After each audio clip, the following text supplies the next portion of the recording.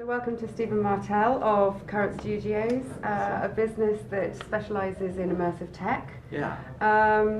Just been listening to your amazing presentation about sort of, a meta reality and an AR experience launching a car. So I'm going to let you talk a little bit more about that. Sure. But why don't you start off by giving a quick snapshot on kind of the business and sort of the journey and some of your history? Sure, yeah. So Current Studios is an emerging technology studio. We focus on innovation in the creative technology space. So that leads us to augmented reality, virtual reality, connected experiences, AI. It's pretty much anything that is either about to become something or is just new to market. That's really where we like to play. And most of our stuff is focused on the marketing and advertising space. We began as a Canadian company in Halifax, Nova Scotia, and we're still there. We have 55 people in that office. And 3 years ago, I opened the office in Dumbo, in Brooklyn, in New York. So it's been crazy growth the last 4 or 5 years. And just keeping up to it is sort of almost more than a full-time job. Okay, yeah, because you mentioned earlier that your business has grown from like 12 people up to 60 people, so you've gone through various curves and cycles, I guess. Yeah, every milestone in business, in the business keeps breaking the business. And now it's almost a joke where, within the team, the executive team, is we try to break the process. Because we set something up for a 20-person company, and by the time we hit 40, those processes no longer work. And we get 40 for 50, and et cetera, et cetera. So we're always sort of not only just challenging ourselves in the work that we do, but it's a challenge to keep up with the growth as well.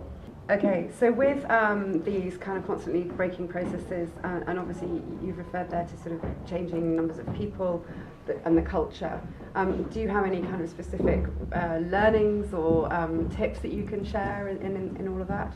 Yeah, I think that that the one of the simplest things, it seems like common sense, but it's easy to forget, is in the process of growing, especially when you're building the company, is that the focus on the outcome of what you're doing becomes the primary driver of what you're doing.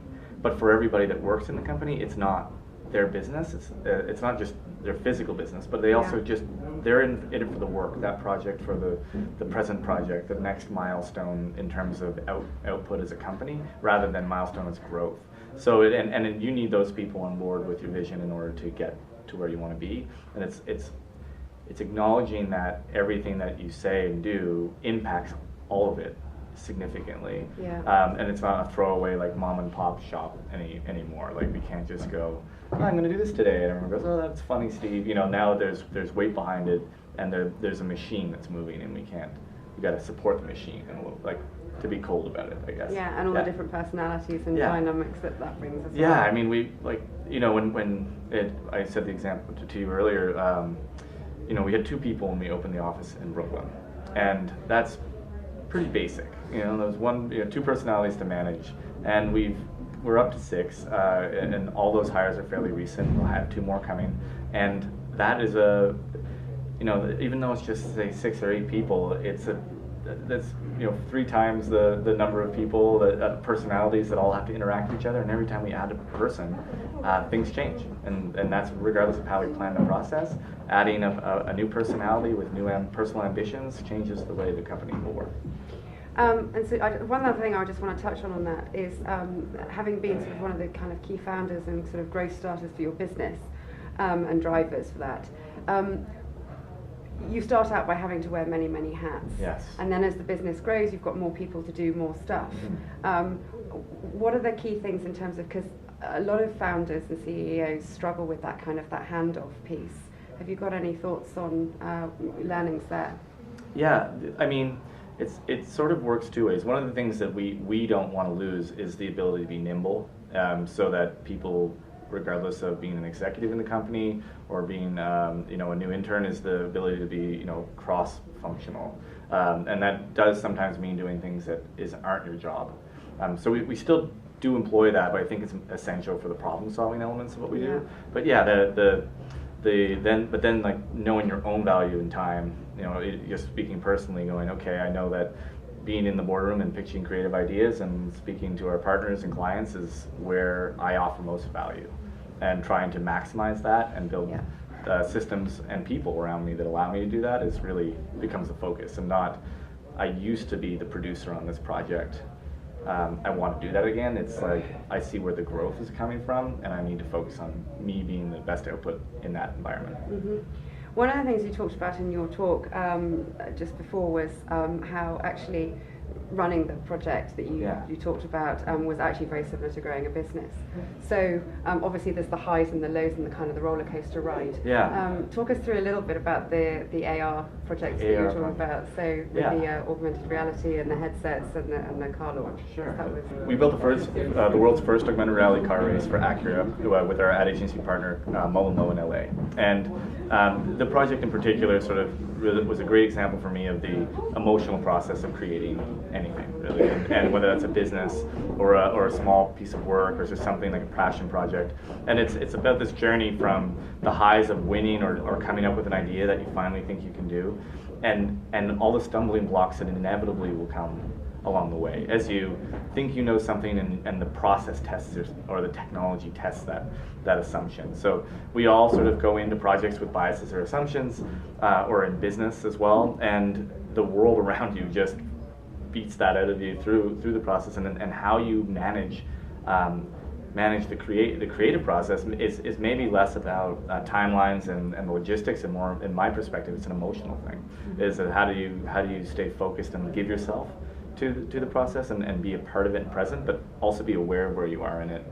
So when you are feeling hopeless or feeling like something's just not going your way, that you're able to provide the leadership in that capacity is how do you deal with those moments, and know that everyone's going through this together at one point in time and come through it. And in the case of this project, I mean, we had so many unknowns that we're basically building a custom-made helmet that we put on people who've never tried this before to drive a new vehicle in real life around a track live in front of millions of viewers on Facebook, while the people on Facebook can change the track that they're driving on in real time. So nobody knew what was going on, and it's just what happens when you let go and give everyone that. So it was something. Out in a hangar in the middle of the the hangar in Irvine, California. An old Marine base. Yeah. No, it looks super cool. But also, it seems like there's quite a lot of parity between that kind of, you mentioned about sort of keeping your business focused on outcomes, and one of the points you made in the talk was that kind of reminding all the team why you were doing it and what you were trying to achieve when you were kind of really at rock bottom. Was kind of an interesting thing. It's easy to get down on yourself and allow the world to shrink around you on a project or even in a business. Is that everything seems to be just that thing. And there's way more into your life always, or the people around you's lives, than that one thing you're working on. So it's not about diminishing what you're working towards. It's about acknowledging that it's a part of a larger thing, and allowing everyone to find that reason on what it is why they're doing that. I mean, without the money, would everyone show up? Probably not. But what would they do if there wasn't there, and what would be the one thing that motivates them? And that is the hardest thing, I think, with either running a business or motivating a business or growing a business, is just the people. I say it as a joke all the time, but this life would be so easy if there were no people. But it would also suck because there would be no one around to kind of support you and feed off of. But it's finding that balance of. It all comes back to this emotional awareness, and not something I'm an expert in, but definitely something I think that's essential and a lot of people don't talk about. And supporting you to lift you back up when you're kind of at that kind of crazy place where you think it's all going to go horribly wrong. Yeah, I mean, because it might go horribly wrong. The creativity that comes out of that too. And you can't, and you need that support, but it also gives you the context to learn from. So if when you experience something with someone else, now there's 2 perspectives, or there's 10 perspectives. And when you get through it and you've succeeded, you need to take more from that success than just your own experience. It needs to be a collective experience for you to really be able to apply that to the business. Okay. So just to wrap up, what do you see is going to be the next big thing in sort of the area, so AR, VR, or sort of mixed? Almost every innovative technology is sort of converging on itself. I mean, 3 years ago you had VR and you had AR and you had all this other stuff, and they're all just kind of blending together. And the technology is getting smarter and faster and smaller, and it's not, we're an arm's length away from some new tech that's eye projected stuff, messing with your brain stuff. Like I see that AR will probably take two branches. One will be a primary utility for people who are doing things, like making things. They now have a visual guide. And the other is maybe it makes its way into an entertainment avenue, but we haven't seen that to be easily done before. Is people still love to watch on a screen. The idea of full immersion requires a lot of smart tech and a new way of telling stories I'm not sure we've figured out yet. Okay, great. Great. Thank you very much. Thank you. Cheers.